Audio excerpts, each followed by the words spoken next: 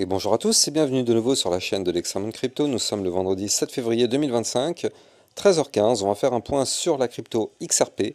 On a une map qui reprend tout doucement des couleurs. Le XRP peut-être qui n'est pas très loin lui aussi d'en reprendre. Allez, on s'installe confortablement et on démarre. Mais avant, je rappelle à tout le monde que tout ce que je vais dire dans cette vidéo n'est en aucun cas un conseil financier. C'est à vous de faire vos propres recherches. Et n'oubliez pas que le trading de crypto comporte des risques de perte partielle ou majeure. On démarre sur notre XRP. Notre XRP qui malheureusement a connu une phase de retracement, et on est d'ailleurs toujours en plein dedans, hein, malgré la bougie verte qu'on a actuellement. C'est pas parce qu'on a une bougie verte que ça y est, c'est bon, on repart to the moon, sans oublier tout ce qui s'est passé derrière. Non, non, non, ça c'est faux. Par contre, grâce à cette bougie verte qu'on a actuellement, peut-être qu'on va réussir à faire quelque chose de sympa. Et donc ça, comme vous pouvez le voir, donc on a été chercher avant-hier le support. Je rappelle qu'on avait un support à 2,3771. On est venu chercher ce support. Malheureusement, hier, qu'est-ce qui s'est passé? Comme vous pouvez le voir sur ce tracé, malheureusement, ce support a été breaké par le bas. Alors oui, bien sûr, ça, c'est pas forcément très bon signe. La cassure d'un support par le bas, oui, c'est pas forcément bon signe, mais on le sait, hein, à chaque fois qu'on break un niveau clé, on a quasiment systématiquement le pullback. Vous le savez, c'est-à-dire qu'on revient retester le niveau clé pour voir si la cassure est validée ou non. Donc actuellement, on est en plein dedans, hein, il n'y a aucune surprise, regardez ça. On est actuellement en plein dans ce pullback, et justement, on va voir si on arrive comment dire, à repasser au-dessus de la cassure, ou si malheureusement on fait la cassure, le pullback, on revient retester le niveau clé, on n'y arrive pas, boum, on s'effondre. Dans tous les cas, si on n'arrive pas à repasser au-dessus, prochain niveau de support 2,2071, puis ici 2,06, pardon, combien c'est 2, non, 0,567. Ce sont les deux prochains niveaux clés de support à venir chercher si on break, enfin si on n'arrive pas à repasser au-dessus du niveau clé sur lequel on est actuellement. Très bien, parfait. Maintenant, il y a d'autres choses qu'il va falloir prendre en compte. Je vous en avais déjà parlé, mais là, vous le voyez, on est malheureusement repassé sous le ruban de moyenne mobile ici, hein. Là, il y a une belle cassure du ruban, on a retracé. Donc du coup, maintenant, le problème, c'est qu'il faut absolument regagner le ruban. L'avantage, c'est qu'en général, le ruban a l'habitude d'attirer le cours comme un aimant. Donc là, pour l'instant, on est sous le ruban. Donc ce qui est bien, c'est que il y a des chances que le cours remonte pour aller rechercher justement ce fameux ruban.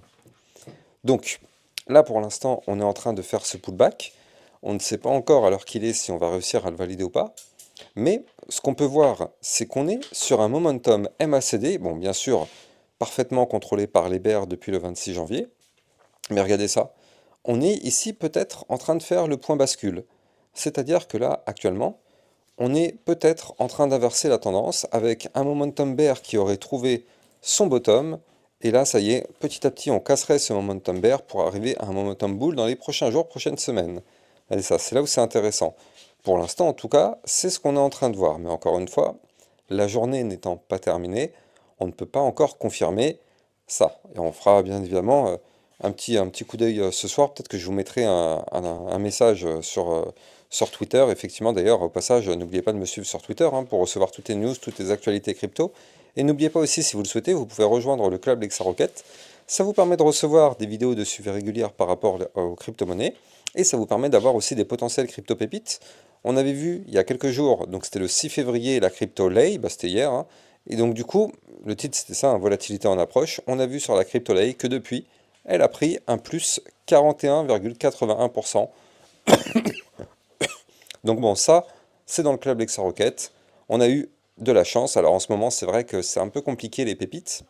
Vu ce que nous fait le Bitcoin, les altcoins ont tendance à chuter, mais il y a quand même des belles opportunités par-ci par-là qu'on essaye de choper dans le club. Allez, en attendant, donc on continue du côté de notre XRP. Donc là, comme on a pu le voir, on est sur une phase peut-être de rebond. Du côté du RSI, actuellement, on est à 37,48. Donc en vue jour, on est quand même extrêmement bas là aussi. Donc pour l'instant, il est vrai qu'on a un espoir d'avoir un rebond plutôt bientôt. Que ce soit actuellement ou un tout petit peu plus bas sur le bas du range, ce sont effectivement des zones de rebond. Maintenant, ce qu'il faut noter, eh bien, c'est ça. Là, je suis passé en vue un peu plus court terme, Et donc on a une ligne de tendance baissière qui est au-dessus de nous, hein, bien sûr, ça on peut pas le nier, hein, le XRP est en train de chuter depuis quelques jours, ce qui nous a donné une ligne de tendance baissière. Et regardez, on est venu à plusieurs reprises tenter de breaker cette ligne, une première fois ici, une deuxième fois ici, et là, on est actuellement une nouvelle fois juste en dessous. Qu'est-ce que ça signifie concrètement? Ça signifie que si jamais on arrive à breaker cette ligne, on pourrait déclencher un mouvement intéressant. Haussier, bien évidemment, parce que je rappelle que la cassure d'une ligne de tendance baissière par le haut entraîne un mouvement haussier. On y est, hein. Soit ça passe, soit ça casse, mais on y est. Alors, en vrai, quand je dis on y est, c'est pas forcément tout de suite. Regardez ça. On a donc ici la ligne de tendance baissière, comme je viens de vous en parler, mais on a aussi, eh bien, une ligne de tendance qu'on suit, hop là, comme ceci. Et donc ça nous forme en réalité un triangle de compression. Donc là, dans ce triangle, on a la place de mettre encore pas mal de bougies.